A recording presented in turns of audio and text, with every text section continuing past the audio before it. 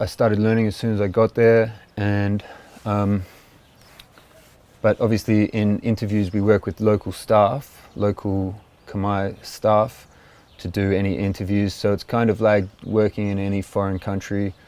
As a foreign reporter, you work with local people to help you translate, to do all that stuff, to find, the places, the people to talk to. I learnt the basics when I was there. Korean's a relatively easy language to learn from what I've heard, but so many people speak English in Seoul that it wasn't necessary to extensively learn the language.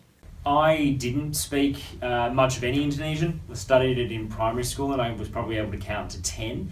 The Achievers program has 2 weeks of intensive language courses, and that was helpful for obvious reasons, but it wasn't exactly going to get me to a point where I was able to conduct interviews in Indonesian or anything like that. I was able to direct taxis around and speak to shopkeepers and really have really basic conversations, but that was pretty much the limit of it.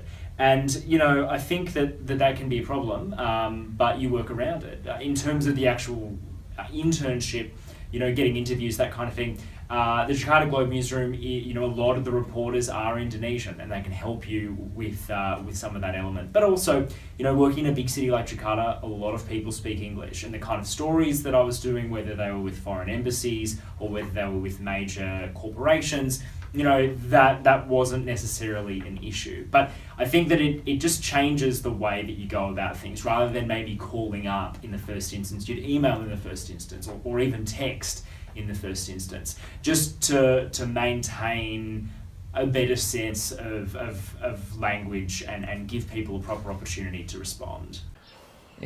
Foreign language skills is not something that's really thought about that much unless people are going to be working overseas, but it's incredibly important. I think it's totally overlooked, the importance of language skills for Australians, for Australian journalists, for anyone. Anyone should be able to speak more languages. A lot of the students who were at different organisations didn't have any language, but the organisations still find ways to use them. They send them out. Even my Malay is not sufficient to do a political interview. It's enough to do a very basic vox pop, but so they definitely said, go interview this guy from this NGO because we know that he speaks English. Go interview this politician because this politician's good at English.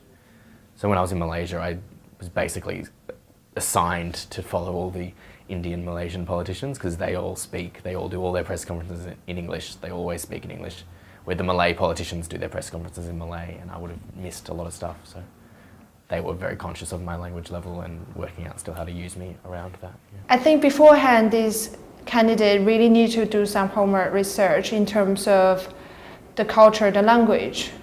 And even just a few words makes huge difference. Maybe just thank you, and then that really let the local people feel more intimate. And that's a start. That's a really good start. I spoke a tiny little bit, so I sort of had an advantage coming into the language course that we did as part of the Achievers program. And I think even if you don't speak any language, it's the language component was hugely important, because at least you could learn how to address people in the correct and polite way.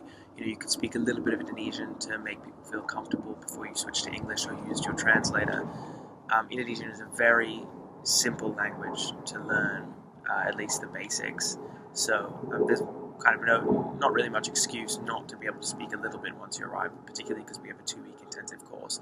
And I think in Southeast Asia in general, a lot of people, especially government officials and so on, people you would be speaking to for stories, often speak English, but I think you gain their respect much quicker if you speak to them a little bit in Indonesian, or at least address them in Indonesian. English is the main language in the newsroom, but if they wanted to do reporting outside, they have to be, choose topics that would allow them to use English, right?